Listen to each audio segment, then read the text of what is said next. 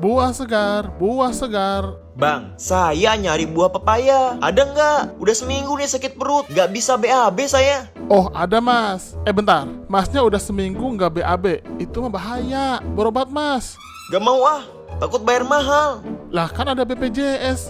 Iya sih bang, tapi BPJS saya nggak aktif. Soalnya dulu pernah kerja di perusahaan, terus saya resign. Mau daftar BPJS yang mandiri, tapi nggak sempat-sempat ke kantor BPJS. Lah, emangnya masnya nggak tahu? Sekarang itu ubah segmen peserta pakai Mobile JKN. Nih, kayak gini caranya.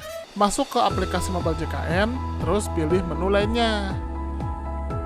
Terus, pilih menu perubahan data peserta.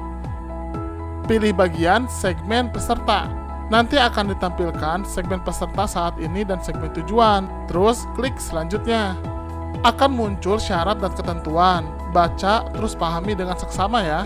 Kalau sudah yakin, centang saya setuju, pilih selanjutnya. Terus kita selesaikan alur pendaftaran autodebit sesuai bank atau non-bank yang dituju. Terus kita pilih kelas rawat.